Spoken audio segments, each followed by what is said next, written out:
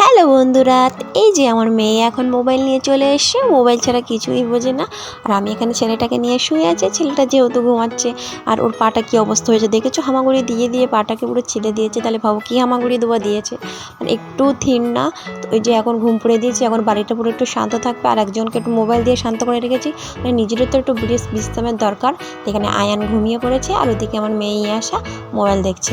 তাহলে ভাবলাম আমি এবার একটু ছুটি পেয়ে গিয়েছি, কিন্তু দেখি এখানে আমার মাছ ঝোল করতে হলো। মাছ ঝোলটা করে নিয়েছি ঝটপট, যেহেতু রাতে খেতে হবে, মাছ ঝোল ছাড়া কি আর ভাত খাওয়া যায়। তারপরে সকালবেলা উঠেই আবার বাচ্চাদের জন্য খিচুড়ি রান্না করে দিয়েছি, সবজি খিচুড়ি, যেহেতু আমার আয়ান সবজি খিচুড়ি খেতে খুবই ভালোবাসে।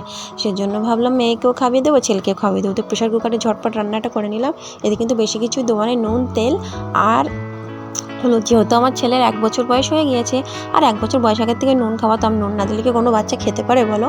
আর ওকে দেখো দিয়ে ভুলিয়ে ভালিয়ে হাত দিয়েই খাওয়াই, আমি চামচ দিয়ে খাওয়াই না। আমি অত বড়লোকি চাল দেখাতে চাই না, সেজন্য ওকে হাত দিয়ে খাওয়া। আর দেখো আমার ছেলেটা দেখো কেমন করে ঘুরছিল, আর করলে পড়েই যেত। তারপরে ঝটপট করে আমার মেয়েকে খাওয়াতে আসলাম। মেয়ে তো মোবাইল ছাড়া খাবেই না, তো ভাবলাম মোবাইলটা ওকে দিয়ে দিই। তো মোবাইলটা দিতে গেলে তো ভিডিও করা যাবে না, সেজন্য ঝটপট সেই চান করে রান্না করার টাইমই চলে আসছি। তো এখানে দেখো মেয়েকে চান করে দিয়েছি। ও স্কুল থেকে বাড়ি এসছে, তো ওকে একটু মধু দিয়ে দিলাম। মধু দিয়ে দেওয়ার পরে তারপরে আমি যে রান্না করতে চলে আসলাম। তাকে রান্না করব ভাত, সবজি কী সবজি রান্না করবো, শাক আর পিঁপে। আজকে বেশি কিছু রান্না করবো না, আর পিঁপের সঙ্গে কিন্তু মাছও আছে। তারপরে এই যে রান্না করে নিচ্ছে ঝটপট। রান্না না করলে তো আর দুপুরবেলা খেতে পারবো না, সেজন্য রান্না করে নেওয়ার পরে তারপরে চলে আসলাম বিকেলবেলা দেখো ভীষণই বৃষ্টি হচ্ছে। বাইরে কি করব, বৃষ্টি হলে তো আমার আর কিছু করার নেই। ছেলে মেয়ে দুটো ভীষণ ঘুমোচ্ছে, বাইরের কোনো কাজই আমার গোছানো হচ্ছে না, যেহেতু আমাদের কল সবই বাইরে, সেজন্য আমার কিছুই গোছানো হবে না। তো তারপরে ছেলেমেয়েগুলো ঘুমাচ্ছে, বাইরের আবহাওয়াটা একটু দেখে আসি। তো বাইরে আবহাওয়া দেখতে গিয়ে দেখি বাইরে বাবা কি বৃষ্টি, বৃষ্টি জমে গিয়েছে। এখন কিন্তু বৃষ্টিটা অনেকটাই কমে গিয়েছে, বৃষ্টি অল্প পড়ছে। তো তাও বাইরে গেলে ভিজে যাবো, হয়তো দেখা যাচ্ছে না, কিন্তু বৃষ্টি পড়ছে। তো আমি ভাবলাম এখন আর দেখো সন্ধে কিন্তু হয়নি, তবু মনে হচ্ছে সন্ধে ভাব হয়ে গিয়েছে।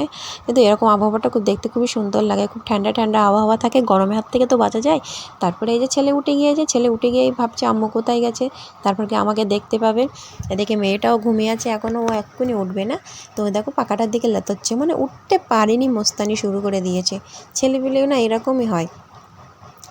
ওকে আমি উঠে গিয়েছি, এর মধ্যে পাখাটা। আর এদিকে দেখো আমার মেয়ে কি একটা ক্ষতি করে দিয়েছি, 1 কটু পাউডার পুরো সব নষ্ট করে দিয়েছে। এতে আর পাউডার নেই, পাউডারটা থাকলে মনে হয় আমার 1 বছরের বেশি হয়ে যেত।